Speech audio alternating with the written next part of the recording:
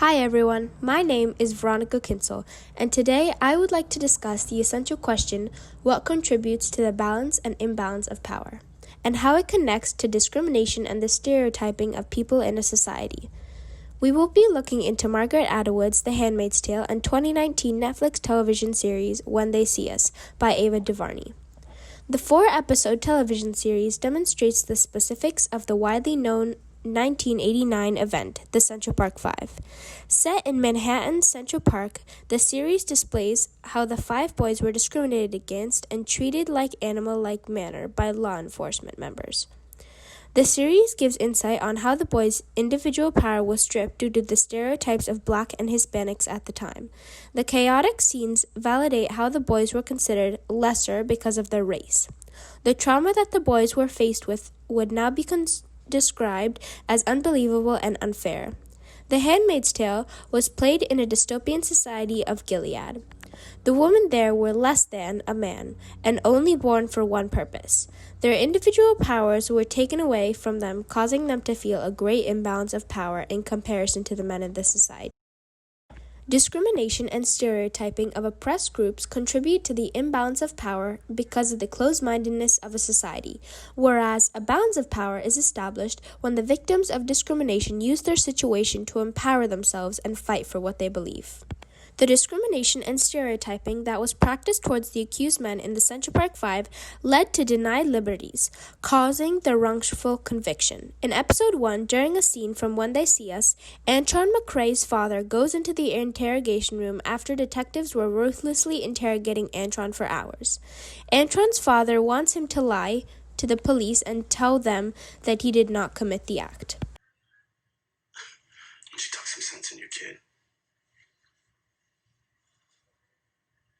We both want him to go home tonight, right? Right?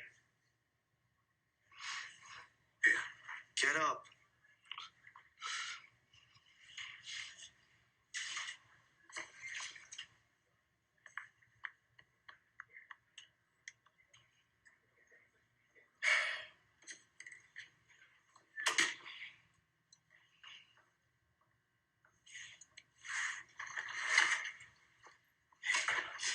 What's up, boy? You all right? Hey. Listen to me, Tron.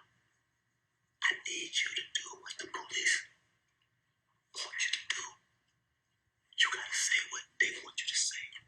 They want me to lie. I don't think of it like that. Just say what they want you to say.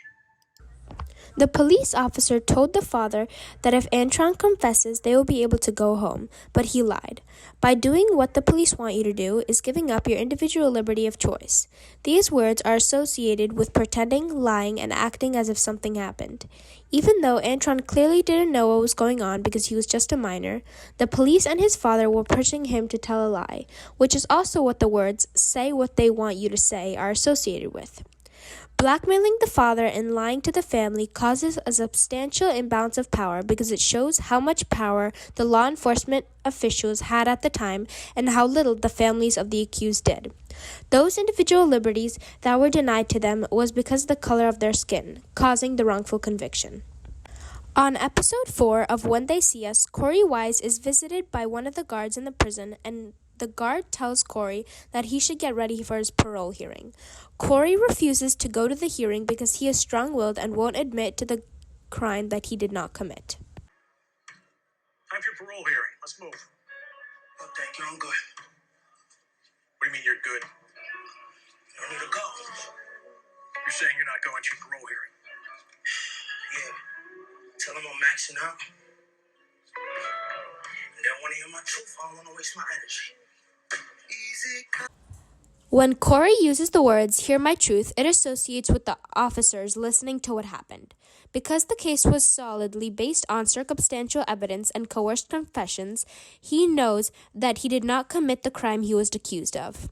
His truth is the real truth. He did not rape and assault that woman in the park.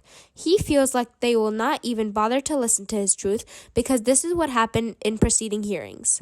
Using the terminology waste my energy indicated that it would be a waste of his time trying to convince the people at his hearing. But him declining that offer also indicated that he is using it to empower himself and make himself feel more confident and sure about his truth. As a victim of discrimination and stereotyping, Corey Wise uses his truth as a reason to decline the optional parole hearing, making him feel more in control of his future. While Corey Wise is in prison, he gets the opportunity of getting parole, but he can only get that if he admits to the crime that he did not commit. Are you prepared to admit your guilt in the crimes of which you have been proven guilty?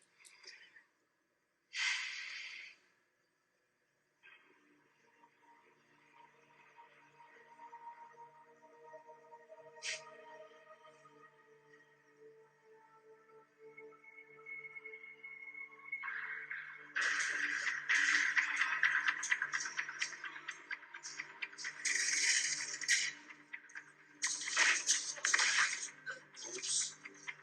Guess you're gonna be staying with us for a while, huh? They say justice is dead. When Corey gets violently thrown back into his cell, it indicated that he answered no. Many times, Corey chooses to deny the fact that he did the crime he was accused of because he knows that lying is what got him locked up in the first place. When the parole jury asks if he is ready to admit his guilt, it automatically indicates that he is guilty, without any room for doubt. They claim that he was proven guilty, but don't even see the evidence that was clearly against him because of the racist police and style of questioning. The term proven guilty means that the evidence should have been 100% solid, and it clearly wasn't. Corey will continue to refuse to admit his guilt because he did not do it. Corey Wise was wrongfully convicted and refuses to admit to something he didn't do. The imbalance of power that he has been a victim to ruined his life, but also made him stronger.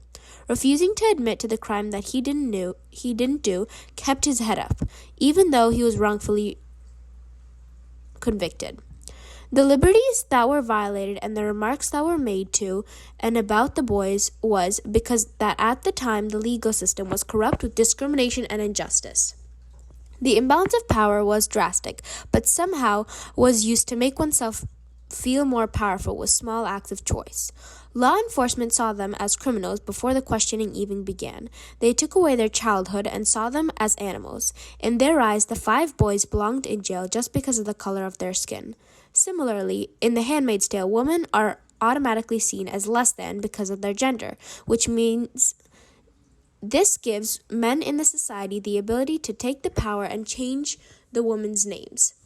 The commanders in Gilead have the power to strip the women of their identities, as they can take away their names, crushing their previous identity and replacing it with who they want them to be, demonstrating an imbalance of power. After Serena Joy turns off the news, one of the stations is singing a song about whispering hope.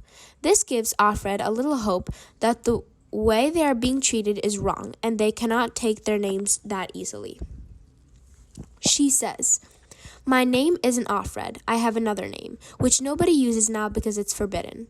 I tell myself it doesn't matter. Your name is like a telephone number, useful only to others." Referring to their birth-given names as forbidden is a form of control that Gilead's hierarchy uses to strip the handmaids of their previous identity. The word forbidden is associated with the restriction and preventing of something. This indicated that the handmaids are purposefully prevented from being who they used to be, causing an imbalance of power. The name they are now replaced with, as Offred describes it, useful only to others, which is associated with not having anything to do with oneself.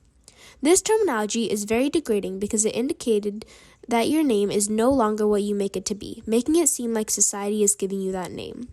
Gilead has transformed the definition of a name by allowing one's name to be for pure identification purposes, removing the small bit of self-power that everyone has, showing an imbalance of power. Offred tries to distance herself from the name that society has given to her and remember that her real name does matter, which is associated with meaning something important. Losing her real name would mean losing herself, but forbidding that name leads to losing the individuality and uniqueness that took so long to gain. Describing that your name is like a telephone number is a simile to show that your name can only be yours, since no one in the world has the same telephone number, making each telephone number unique. The person with the higher power played a role in giving them that new name. Giving them the power to create a new identity for the handmaids causes an imbalance of power. After Offred steals a slice of butter, she says, "I wait, I compose myself. Myself is a thing I must now compose, as one composes a speech. What I must present is a made thing, not something born." The term "I wait" is associated with having a pause what you're doing for someone else, taking a dictated break in order to seem presentable in this situation. Offred is always having to wait on someone or something because of the highly dictated schedule the handmaids have. The new identity that Gilead has given them has completely changed what is acceptable and what isn't. The new definition of myself is the person Gilead has dictated the handmaids to become. The handmaids to society are like a speech. They need to be well composed but also have structure and a certain place. Offred describes this by using the metaphor to compare herself, as one composes a speech, indicating that on the outside they must be organized and presentable, like an object. Then, when the handmaids are being classified as a made thing and not something born, those words are also associated with being recognized as an object, which is what the commanders and most of the Gileadian society sees them as. This is very dehumanizing and causes a tremendous imbalance of power within the community of Gilead. The essential question, what contributes to the imbalance of power, is a very broad question that can be applied throughout The Handmaid's Tale, the TV show When They See Us, and in real life. It is also very simple. The people with the higher power putting the people with less power below them and making them feel more superior. People get degraded in many ways. In The Handmaid's Tale, the women are discriminated against because of their gender, and in the show When They See Us, the boys from the Central Park Five are discriminated against for their skin color. In real life, people practice the imbalance of power by stereotyping each other and subconsciously feeling more entitled to certain things and thinking it's okay to act a certain way towards someone because that person to them is considered inferior. The essential question is a problem that goes beyond The Handmaid's Tale and When They See Us. As in these times, it is critical to value that no one is truly more superior, and even if one person holds some sort of power over another, the only person that finds ways to turn that over to empower themselves, contributing to both the balance and imbalance of power.